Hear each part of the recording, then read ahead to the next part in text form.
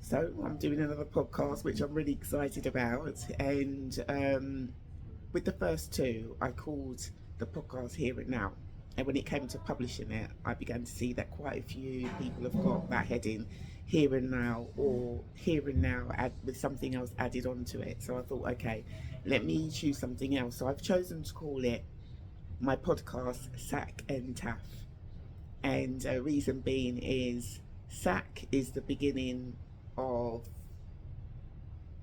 the title of my first book. It's part of the beginning of the word because my first book's called A Sacrifice of a Lifetime, and Taff because my second book is called Taffy How. So do you know what I mean? It's nice and easy to remember. So I'm calling it Sack and Taff, and with the last two podcasts, I was introducing myself to you and explaining why I've decided to do the podcast. It's more or less to introduce you to my very first book, A Sacrifice of a Lifetime, where I've shared how some people reacted to it in a way that I think it went to go and it proved that they didn't fully understand fully why I'd written the book or fully what the book was about. But a majority of people did.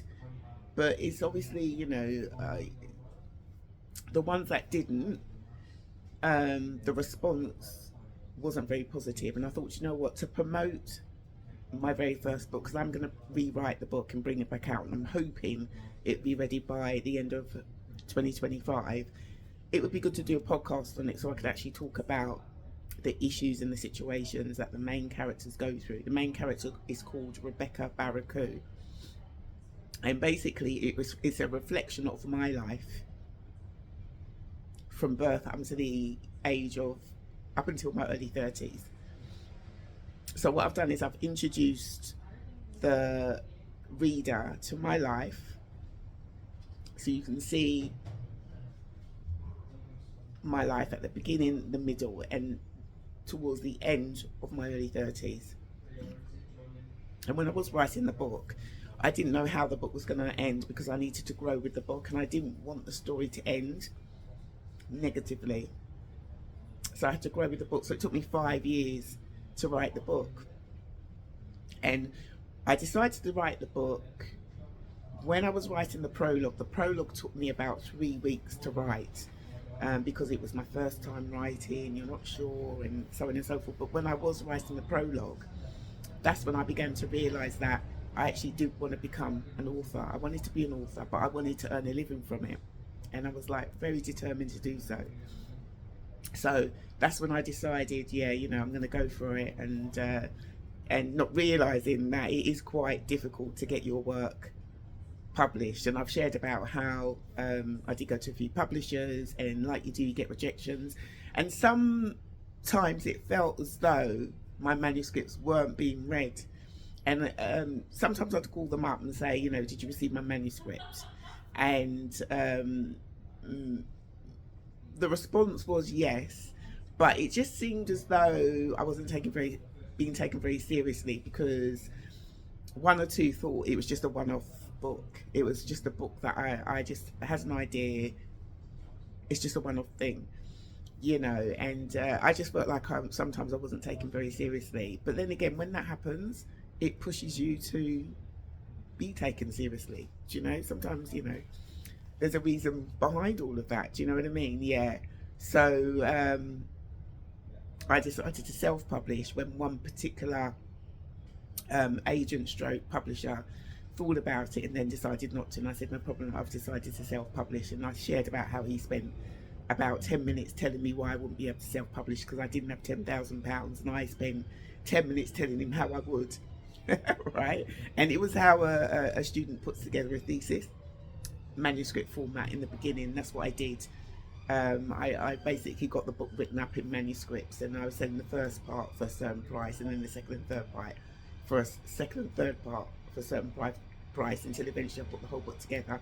And I've shared more of that story in the first and second part of in the first and second podcast, right? Because this is the third one, right? So Now then, I've decided I want to be an author. I've got my material together. I've had someone help me type up and edit the work and look for a publisher. Only gone to a few, and I've decided, look, my background sales and marketing, I know I can sell the book. I'll sell it. I'll use all the techniques I've learned by working for sales companies, and I'll use all of those techniques and put it into my own business, turn my hobby into a business, which is what I did. So when I was promoting my book, it took me a while for me to actually call myself an author. It took me a while, because it was like, you're new at this. You knew it. But what happened was, after some time, and we're talking about a few years, I mean, to be honest, I was a writer because I was writing a book and selling it. But to confidently call myself an author, it took a few years. And it wasn't until I started receiving quite a few comments from people saying how much they enjoyed the book. Especially with the first book, a lot of people were looking forward to the second and third part. And I think it took me quite a few years actually to actually start calling myself an author, confidently start calling myself an author. And even when I did, it was still a little bit iffy, and yeah. So looking back, I think it did actually take quite a few years to call myself one. I'm trying to think. It was probably until I got together my second book, Taffy How.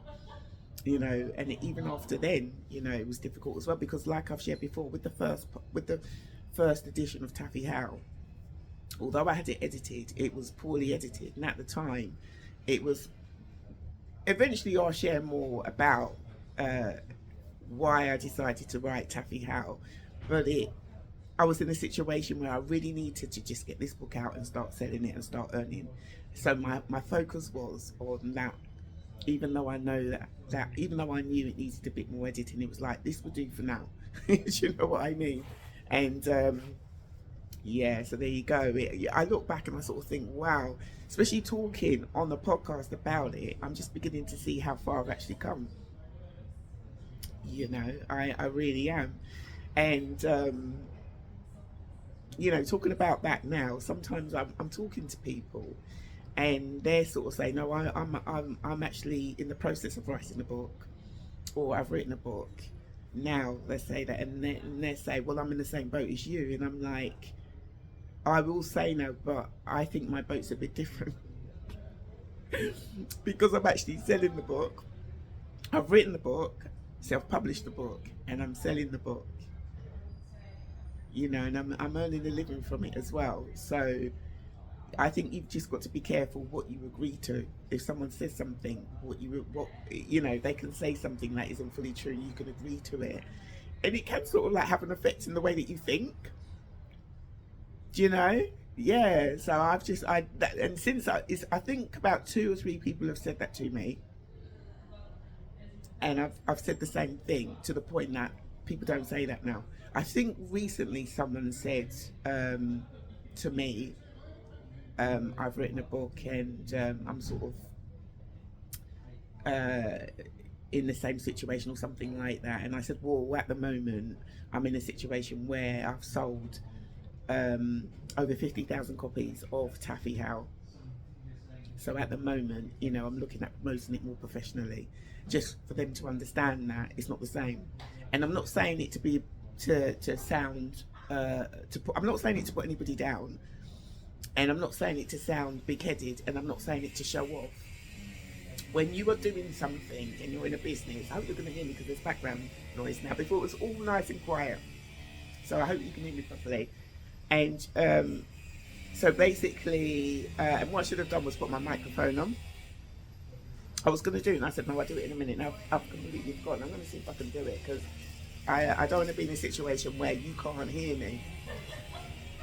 Yeah, so basically, when you are doing something and you want to succeed, you have to have, especially if you're selling something, you have to believe in what you're selling to sell it.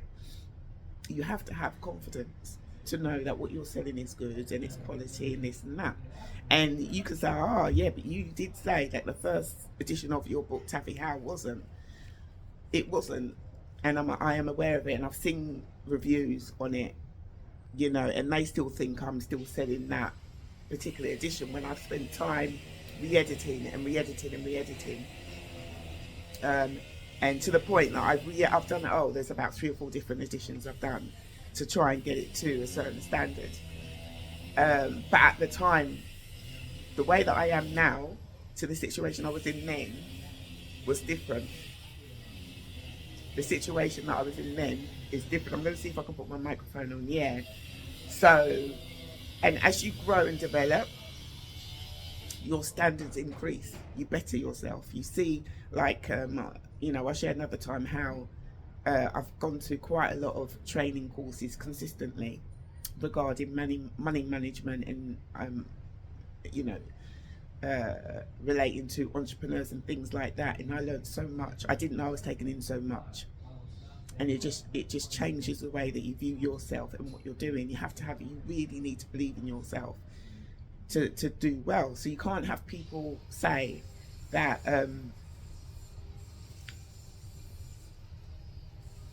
uh, it's like they're speaking for you. They don't know anything about you, but they're saying, "No, yeah, you're in the same position as me." When in fact, what position is that? No, unless you're. I'm gonna see if I can plug this in, and then yeah. So a lot of people don't say it to me as much now because um, maybe they can see that I am moving forward. I'm moving ahead. I'm not a wannabe. It's not like I want to write a book. All right. It's no. I've written a book, self-published it, and I'm selling the book, and I'm earning a living from it. And when you do business, like any business, you have to look at the figures. You have to look at this. You have to look at your business and say, what can I do? It could be at the end of a tax year or something like that. You view your business and say, what can I do to make improvements? That's what you have to do each year. You have to make improvements.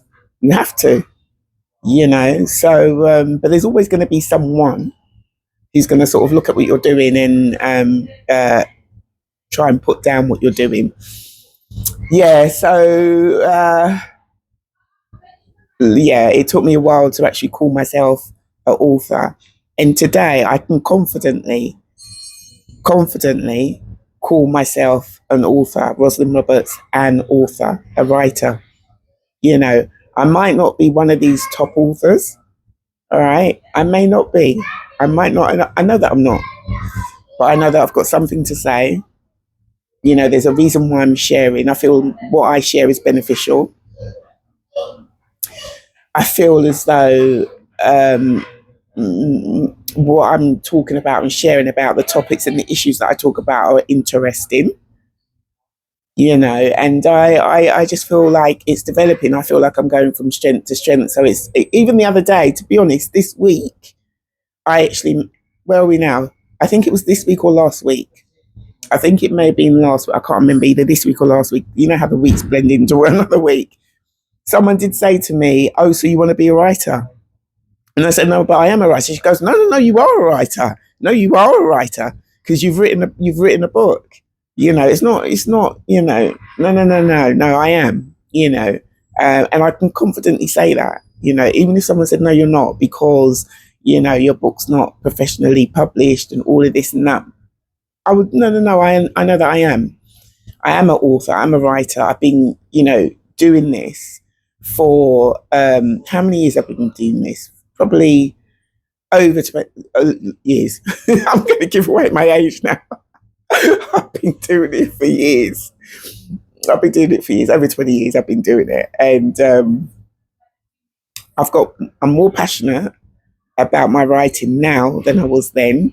And I'm more passionate about books now than I was then. And also what it is, I do invest a lot in books. I buy quite a few books. I like going to bookshops, and I like spending a lot of time in libraries as well.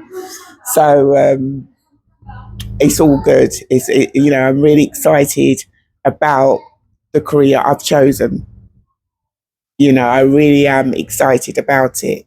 And it's amazing how you can use this skill to do a lot of different other things. There's different other things that, eventually, who knows, one of my books it might turn into a drama.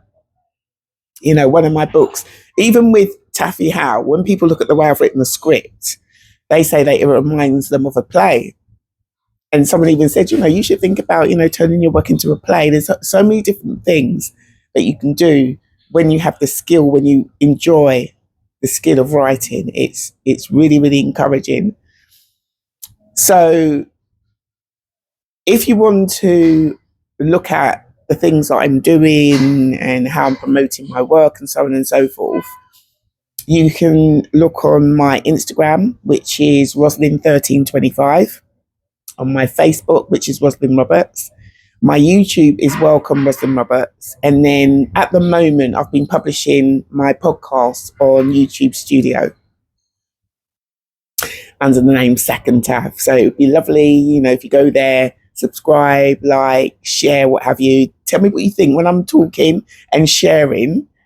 Tell me what you think. If you agree, if you disagree, if you can relate, if you're an author, if you're a writer, entrepreneur, it would be good to hear your views as well. Get in contact. Take care. Speak to you soon. Bye-bye.